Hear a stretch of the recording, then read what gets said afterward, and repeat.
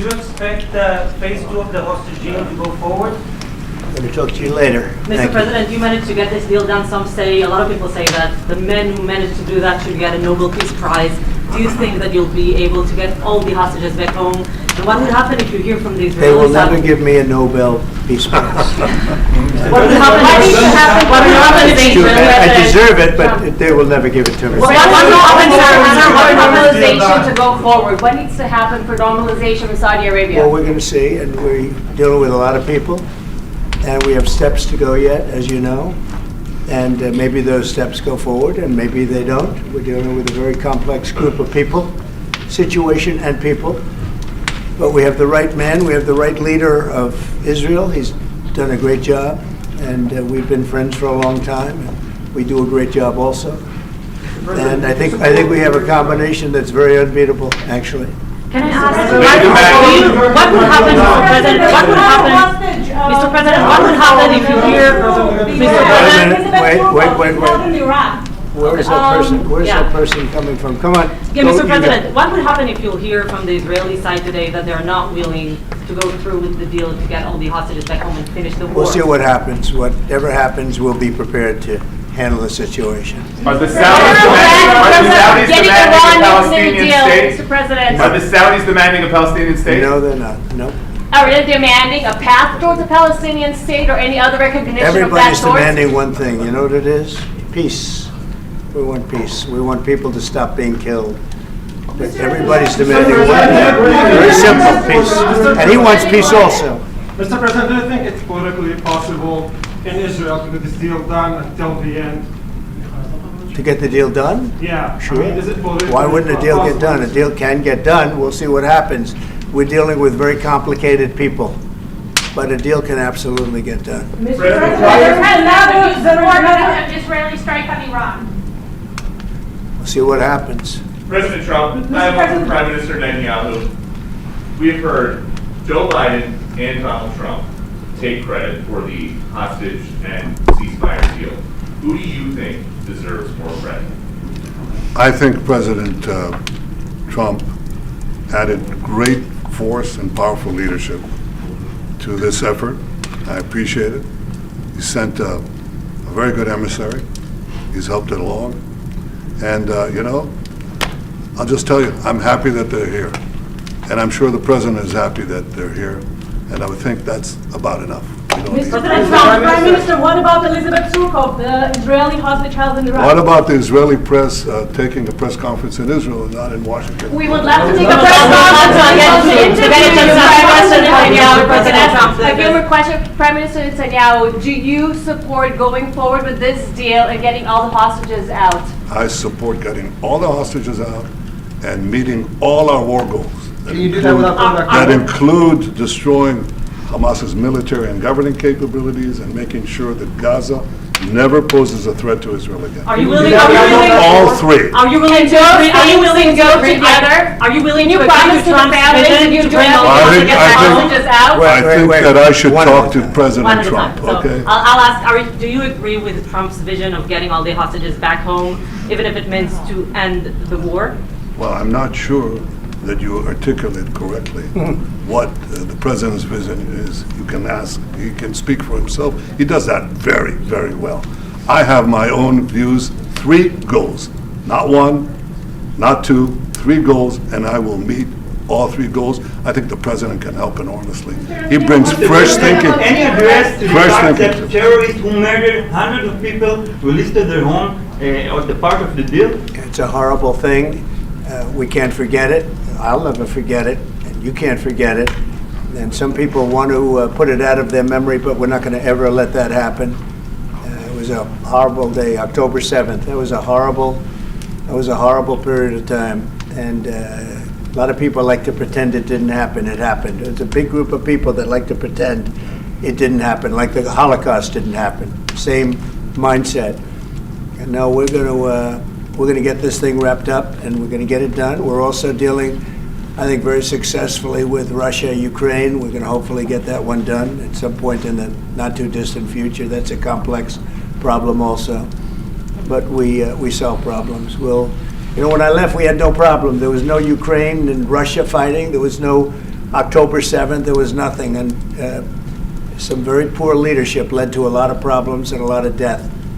And it's a shame, but we'll put it out. We'll put out the fires. We have a lot of fires, but we'll put them out. Mr. President, why do you want to support a Palestinian state like the peace plan you presented in January 2020? Is this plan still on the table? Well, a lot of plans change with time, and a lot of death has occurred since I left and now came back. This death occurred not while I was here, but while somebody else was here.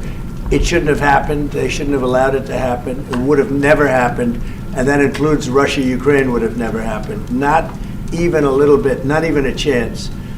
But now we are faced with a situation that's different, in some ways better and in some ways worse. But we're faced with a very complex and difficult situation, but we'll solve the problem. Did you get from Gaza, out of Gaza? If not Jordan, Egypt, what other countries you think might accept Palestinians from Gaza? Well, I think Jordan and Egypt will. I know they've spoken about it with you, and they say they're not going to accept. I say they will. But I think other countries will accept also. I think that Gaza maybe is a demolition site right now. If you look at Gaza, it's all, I mean, there's hardly a building standing, and the ones that are going to collapse. You can't live in Gaza right now, and I think we need another location. I think it should be a location that's going to make people happy. You look over the decades, it's all death in Gaza. This has been happening for years. It's all death. If we can get a beautiful area to resettle people permanently in nice homes and where they can be happy and not be shot, not be killed, not be knifed to death like what's happening in Gaza. And right now you have in Gaza a very dangerous situation in terms of explosives all over the place, in terms of tunnels that nobody knows who's in the tunnel. The whole thing is a mess. And I think that if we can resettle, and I believe we can do it in areas where the leaders currently say no. I mean, I've been saying that with Mexico, having to do with the border and all of the things, and you saw what happened, 10,000 soldiers, and they're going to do a good job. I really believe that, and I believe Canada's going to do a good job also. They said the same thing, and then they did something much different than what you were hearing. This is a very, very difficult situation, but we're going to get it solved. I don't think people should be going back to Gaza. I think that Gaza has been very unlucky for them. They've lived like hell. They lived like you're living in hell. Gaza is not a place for people to be living. And the only reason they want to go back, and I believe this strongly, is because they have no alternative. What's the alternative? Go where? There's no other alternative. If they had an alternative, they'd much rather not go back to Gaza and live in a beautiful alternative that's safe. Mr. President,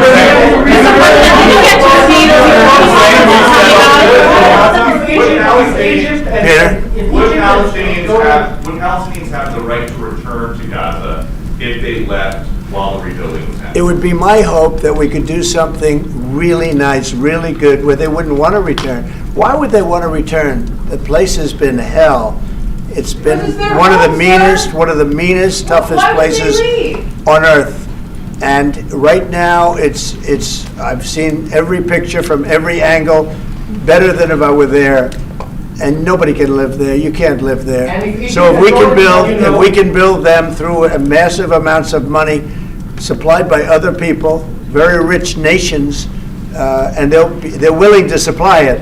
If we can build something for them in one of the countries, and it could be Jordan, it could be Egypt, it could be other countries, and you could build 4 or 5 or 6 areas. It doesn't have to be one area, but you take certain areas and you build really good quality housing, like a beautiful town, like someplace where they can live and not die. Because Gaza is a guarantee that they're going to end up dying. The same thing's going to happen again. It's happened over and over again, and it's going to happen again as sure as you're standing there, Peter. So I hope that we could do something where they wouldn't want to go back. Who would want to go back? They've experienced nothing but death and destruction. What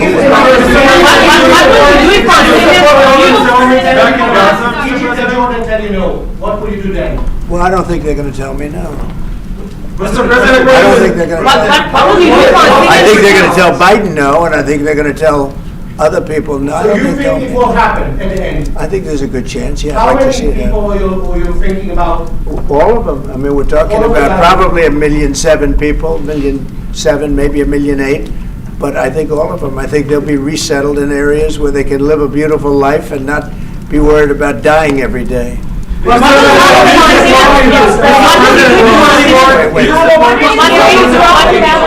Mr. President, do you support building settlements, Jewish settlements back in Gaza in the next years? Say it. Building settlements, Jewish settlements back in Gaza in the next year. Do you support this idea? I don't see it happening. It's too dangerous for people. Nobody can go there. It's too dangerous. Nobody wants to be there. Warriors don't want to be there. Soldiers don't want to be there. How can you have people go back? You're saying go back into Gaza now? The same thing's going to happen. It'll only be death. The best way to do it is you go out and you get beautiful, open areas with the sunlight coming through, and No, you that's not what I build meant. something nice. Israeli They are not going to back want in Gaza. to. They are not going to want to go back to Gaza. Prime Minister Netanyahu, what is your message to the families of the hostages that look at this deal, they're worried that this deal won't go through? What do you say to them at this moment? Same message I said from the beginning of the war. We'll get them out, get them back. We got over 70%, close to 75% of the people who everybody believed will not get out. We got them in successive deals, and most recently with the help of President Trump.